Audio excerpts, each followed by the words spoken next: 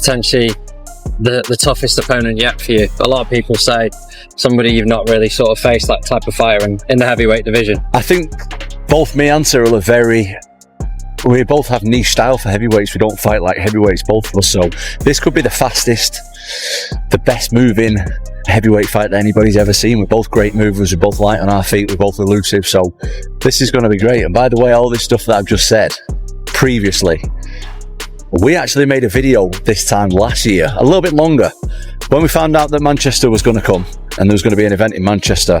When I thought I was fighting Ciryl Gane, but he declined it, we made a video there over a year ago now. And if you don't believe me, if you don't believe it on the timeline, look, got my teeth done now. Look at the old video. Can I zoom in on them? Got my teeth done. Let me get right in there. I got the teeth done now.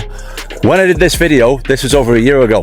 Didn't have my teeth done then, so get over there. Tom Aspinall is not happy, and now the entire MMA world is starting to see exactly why. For over a year, he waited, patiently trained like a champion, spoke like a professional, and carried the weight of an entire division without ever flinching. He didn't ask for favors, he didn't demand headlines, he simply asked for what he earned: a shot at the undisputed heavyweight title against Jon Jones, the fight that made sense, the fight that fans wanted, the fight that legacy demanded. But instead of standing across from Jon Jones inside the octagon under the bright lights, Tom's reward is a different matchup, one that feels more like a corporate compromise than a championship moment. He's been booked to defend his interim belt not against the undisputed champ, but against Ciryl Gane, a fighter who was last seen being dismantled in just over 2 minutes by the very man Tom's been chasing. To Tom Aspinall, this isn't just disappointing, it's a slap in the face, because this was supposed to be the moment he cemented his name in history. Instead, it's just another chapter in the long story of being overlooked,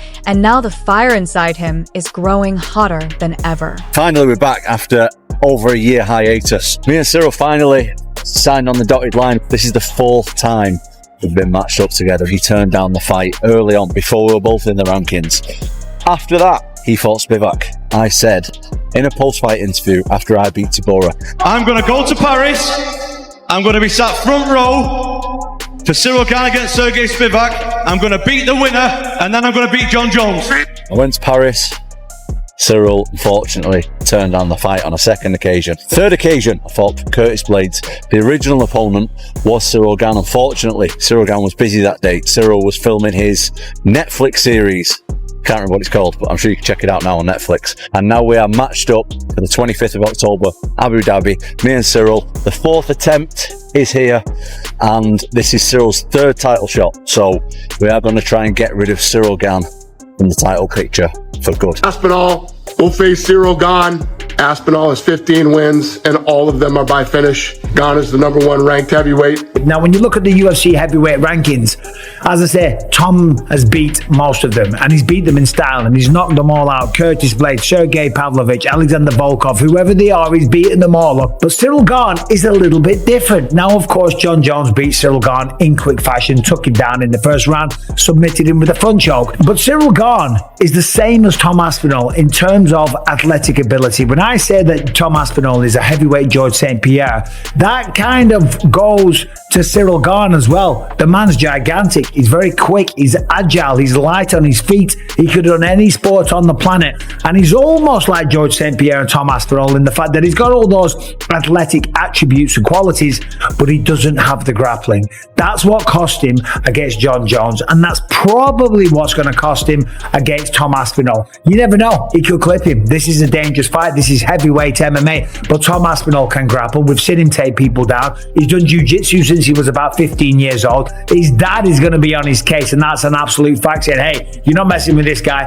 Take him down, show him what you can do, show the world your grappling capability. Remember, Ciryl Gane turned Francis Ngannou into a wrestler, okay? So he's a very, very credible threat on the feet. But of course, I do fancy Tom Aspinall to get the job done. The fact that he isn't fighting Jon Jones is insane, but we've talked about that till the cows come home, so I'm not going to bore you on that subject anymore.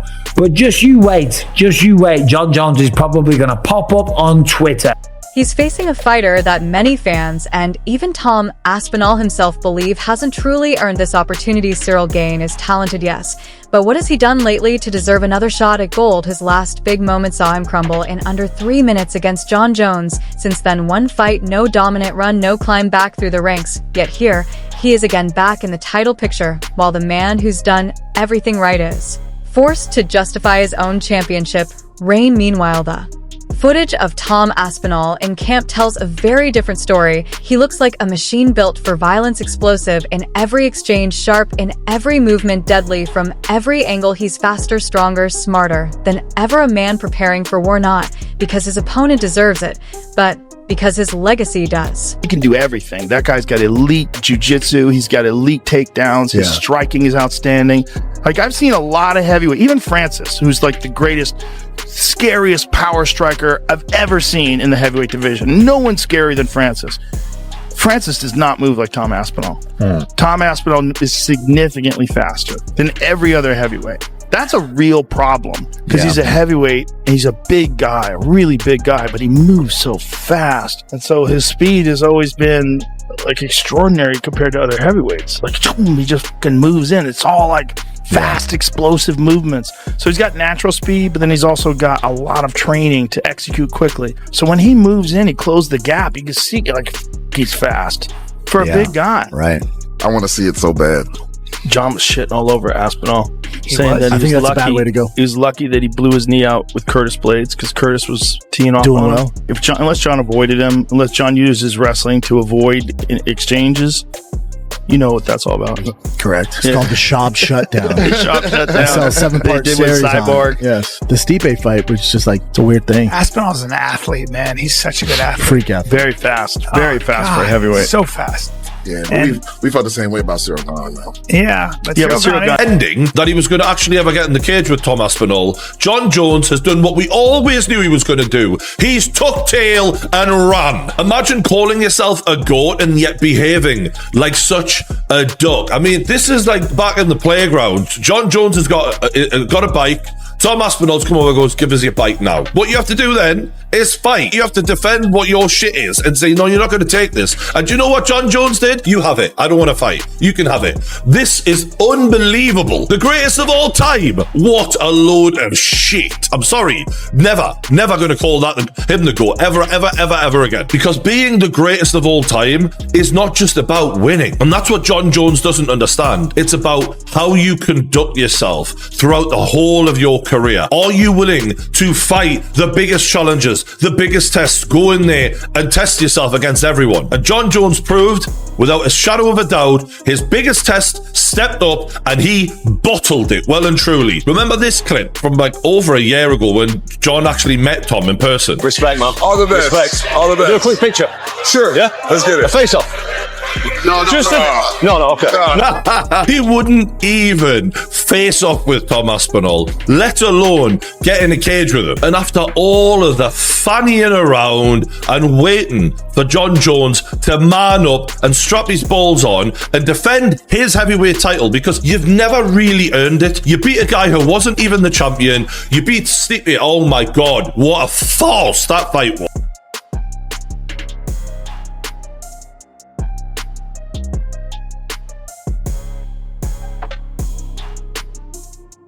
If for whatever reason it falls apart and we never get to see Jon Jones versus Tom Aspinall, the UFC is not to blame. The UFC has, in my opinion, I'll take that back. The UFC has, based on the conversations that I've had, not in my opinion, but what I'm reading and surmising and what's being told to me is they have made every effort in very good faith to make this fight happen. Now, obviously, when fights don't come to fruition, there's a multitude of reasons as to why fights don't happen, but in my opinion, if this fight doesn't happen, it's not because of the UFC. It's not because of Tom Aspinall as well. I think ultimately who will decide whether or not this fight happens or not is Jon Jones. Now, that's not some big breaking news, but I say that to say, yes, if Jon wants the fight to happen today, and I don't mean like the fight to actually be fought today, but like done deal today, it could be a done deal today. It's up to him, and it's always been up to him. Now, for a while, you could have said, all right, they have to meet whatever number, right? That 30 million was thrown out. Whatever that number is, Rogan walked it back. I had heard the same number, whatever. Point is, I believe that the UFC has met all the demands in a very favorable way for both guys. They both have demands. We know what Tom wants to a degree, and we know what Jon wants to a degree. I think ultimately it's on him. Now, we don't need to get into the whole, like, at what point do they need to pull the plug on this, and when's the deadline? We've done that song and dance a bunch of times, and I'm kind of tired of it. Like, they'll do it when they need to do it. They'll do it when they want to do it. They'll do it when they need Tom to fight, if Jon isn't going to be that guy. But I think at this point, there are some people who want to say, hey, the UFC didn't make Jones versus Ngannou. The UFC didn't make this big fight. The UFC didn't make that big fight. When the story is written on this fight, if it doesn't come to fruition, I don't think it will be on the UFC. I really think the UFC, based on what I'm hearing and have been told, I really think the UFC has done everything that they could to make it happen. Is the fight a done deal as of right now? No, it's not a done deal as of right now. So I don't know what he's hearing. Could it be a done deal as of today? At some point? Could it be a done deal in 30 minutes? Yes. But is it a done deal as of earlier today when I was doing some digging? No. So I don't know if we add that to the 0.05 or the 0.5 that PT said, but I wouldn't celebrate just yet. But behind all that power, behind the precision, the speed, the highlight reel knockouts, is a fighter who's fed up, and rightfully so. Tom Aspinall isn't throwing tantrums. He's not demanding special treatment. He didn't whine when the UFC handed him the interim belt. He just kept doing what real champions do. He waited, he trained, he stayed ready. And he kept one name on his lips: Jon Jones. Fight after fight, interview after interview Tom made it clear he wasn't chasing clout, he was chasing greatness. But what did that loyalty get him? Not the undisputed title fight, not the moment he earned. Instead, he's forced to defend a temporary belt against a man whose last appearance was a 2-minute demolition at the hands of Jon Jones himself. That's the reward for patience. Another interim defense, another delay, another detour on the road to legitimacy. Tom isn't just frustrated, he's done waiting, and now he's taking it all out in the cage. So me and Ciryl, we've been supposed to fight each other a couple of times before. Similar age as well. You kind of both come through, right? Well, he's a tiny bit older than you, isn't it? I think he's a little bit older, and he has a couple more, or at least he started his career in the UFC a little bit earlier than I did. I was trying to fight him because he was like kind of just a little bit above me all the time. Fight never materialized. He turned me down a couple of times, to be honest. And that's exactly where the tension begins, because from Tom Aspinall's point of view, and frankly from the view of many fans, this matchup feels like a step backward, a detour, a rerun of a story nobody asked to see again. Ciryl Gane hasn't beaten a top-tier contender since his win over Tai Tuivasa. He's had just one fight since being absolutely dominated by Jon Jones. No title eliminators, no wars, no redemption arc, and yet here he is again, gift-trapped another shot at gold. It's not personal, it's business. And that's what makes it even more frustrating, because Tom isn't here for paydays, he's not here to babysit the division, he's here for legacy. He wants the fights that matter, the ones that define careers and shift history. And as talented as Ciryl Gane is, this fight, no matter how good it looks on a poster, just doesn't carry the same weight. Tom Aspinall is chasing greatness, not calendar dates. Jon Jones says he wants to be on there too, and he says he would fight whoever the champion is. But would you be okay with him like coming back, potentially winning that belt again? You know, I thought about him. I can't risk putting him in big positions in a big spot and have something go wrong, especially the White House. I was retired. I felt like I was at a place where I've done it all in the MMA space, and felt like there wasn't too many more challenges for me, and I just wanted to do something more than championships and money. And Donald Trump mentioned that he wanted to have a fight at the White House Garden, you know, and that just seems like such a huge opportunity. I'm a very proud American. I have a lot of close friends that are in the military, and this is my act of I can't call it service, but just to be able to entertain the country and the world at this level at the White House, it just means the world to me. So I'm back.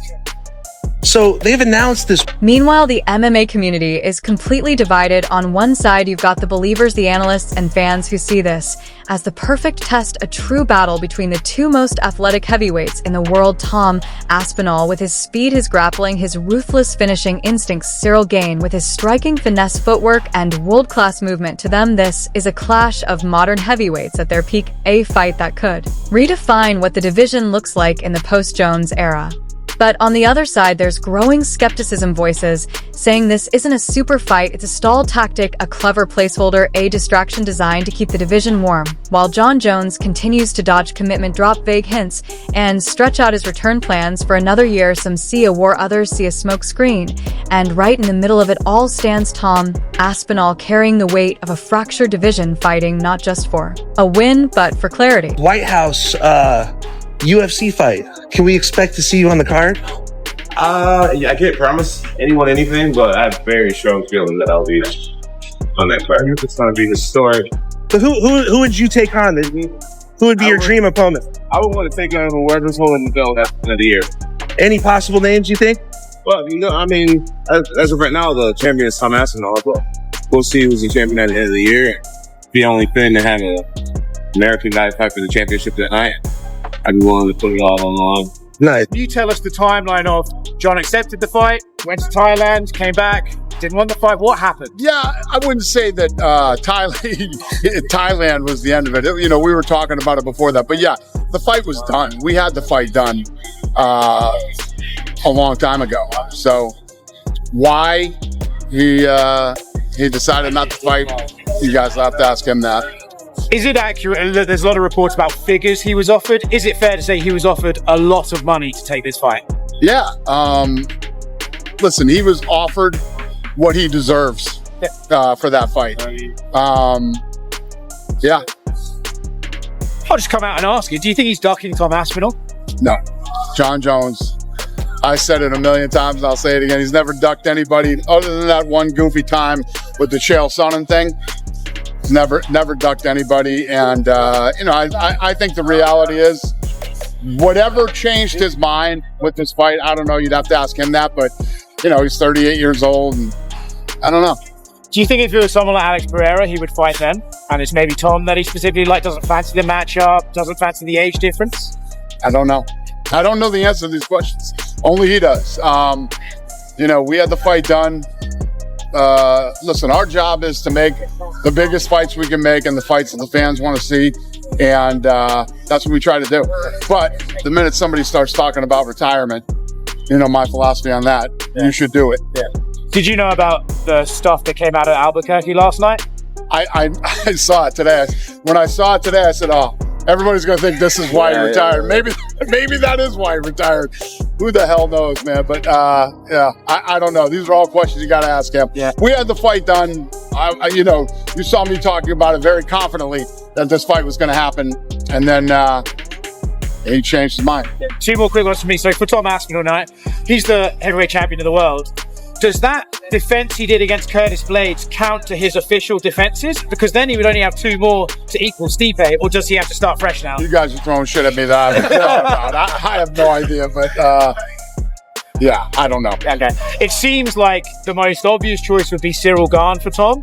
But is there a chance here maybe that to start the new without Jon Jones era, we should maybe do a big super fight and maybe you can convince Alex Pereira to move up and do an Aspinall fight, something like that? Or what are you thinking about the Tom fight?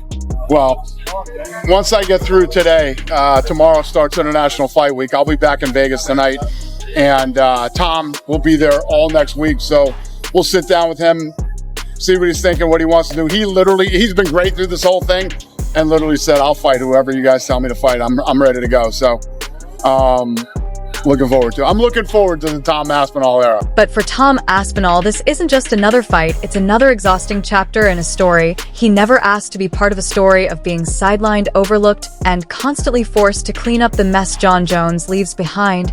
Let's not sugarcoat it. The only reason Tom is even fighting Ciryl Gane is because Jon refused to commit. He stalled the division, he flirted with retirement, he teased comebacks that led nowhere. He posted training footage and cryptic tweets, but when the moment came to sign a Real fight, especially one with Tom the Silence, was deafening, and now, after months of delays and dodging, Jon casually says he's open to fighting whoever the champion is at the White House card next year, as if that makes everything okay, as if the division hasn't been frozen in time waiting for his decision. Even Dana White, in a rare moment of brutal honesty, said what everyone else was thinking: Jon Jones is simply too unreliable to headline a card that important, too unpredictable to anchor in. Event as historic as the White House show. So, who does he turn to? Not the flashy name, not the ghost of greatness. He turns to someone he can trust, someone who never says no, someone like Tom Aspinall, because Tom's never ducked, never delayed, never made excuses. Even when he didn't like the matchup, he showed up anyway. Jones is known for being unpredictable in more ways than one, both inside the octagon and outside of it, so he can't be upset or disappointed when Dana White says, look, the White House card is something that logistically is already difficult enough. It's a security nightmare, but I also don't know, quite frankly, if I can trust Jon Jones in a spot like this. Like, I don't like him, but it's like, if we need an American to win, don't we just send the guy that always wins? He's going. Hey, he said, if you ain't cheating, you ain't trying. And nobody tries harder than me. Are you sure Jon Jones doesn't try a little harder than I do? I don't know. It's close. It's close. We will absolutely positively put on the baddest card of all time. So there's not going to be like a normal card. So, and I saw Jones. We don't know if he was serious. Is he not retired anymore? Is he back in the You jump back in the pool, so. Really? Yeah. Officially? Oh, yeah. Is it possible that McGregor and Jones would fight on the same card? Could be. Tom Aspinall hasn't gone on a rant. He hasn't trashed the UFC. He hasn't lashed out at Jon Jones or Ciryl Gane. He's kept it professional. But if you really listen to him, if you watch the interviews, if you hear the way his tone dips just slightly, you can feel the frustration. This isn't about Ciryl Gane personally. This isn't about disrespect. This is about principle, about being forced into yet another interim title defense while the man who's held the division hostage for over a year still gets to stand in the shadows, still gets to hold the Real belt, still gets protected from the spotlight. It's about legitimacy. Because no matter how dominant Tom is, no matter how clean the win, there will always be a question mark next his name. As long as Jon Jones holds that title, that's what eats away at him. He's not fighting just to keep a belt. He's fighting to erase the asterisk, to prove once and for all that he's not a placeholder, not a backup plan, but the rightful heavyweight king, the man who never ran, the man who always said, yes, this isn't just about gold, it's about validation, about legacy, about taking the crown the hard way, because the easy road was never an option for Tom Aspinall. I'd heard a rumor that Jon Jones wanted $30 million to fight Tom Aspinall. And I did hear that rumor. And I did hear that the UFC said yes, but it is not true. So Dana contacted me, said that rumor's bullshit. So I felt obligated to tell everybody that was a fake rumor. What do you think the amount is that Jon Jones would fight him for, or do you think it's an amount? Well, apparently Jon is thinking about retiring. Yeah. And he should. I mean, he's going to have to someday. He should. I'm not saying he should retire. I'm saying he should think about it. Give the man all the time he wants. He can fight whenever he wants to fight. That's Jon Jones. He's the GOAT. So leave him alone. If he decides one day to come back, and he comes back and he wants to fight Tom Aspinall for the heavyweight title, the question is, like, how long are you allowed to hold on to the title before they start having that conversation? Now, he just knocked out Stipe Miocic, so give the man months. Give the man 5 or 6 months. Just leave him the fuck alone. But at a certain point in time, you have to decide who the heavyweight champion is. And if Tom is the interim heavyweight champion and Jon decides he doesn't want to fight anymore, he could do that. And he could do that also and then come back in a year and fight for the title. He could do that. Like, he could do whatever he wants. Because fans won't stay quiet forever. They see what's happening, they hear the excuses, and they're running out of patience. No, this isn't the fight Tom Aspinall wanted. And no, it doesn't carry the legacy weight he was chasing, but don't get it twisted, this is still one of the most dangerous matchups in the heavyweight division. Today, Ciryl Gane's striking is world-class, his movement is fluid, his control of distance, his ability to slow down chaos. To keep opponents chasing shadows, it makes him a nightmare inside the cage. But Tom Aspinall is different, faster than most heavyweights, more explosive, more calculated, and what people often overlook, far more dangerous on the ground than he's given credit for. If he closes that distance, if he gets his timing right, this fight could end violently and early. And if that happens, the pressure shifts right back onto the UFC, right back onto Dana White, because if Tom runs through Gane, if he leaves no doubt, then protecting Jon Jones won't be an option anymore then. The questions will grow louder than ever. Did Gane earn the shot? Was Aspinall robbed of his legacy moment? And most importantly, will a dominant win finally force Dana White to stop the delay and make the real title fight happen? One thing's for sure, Tom Aspinall isn't stepping into that cage just to defend a belt. He's stepping in to prove a point, to shake up the status quo, and to force the UFC and Jon Jones to finally face the future.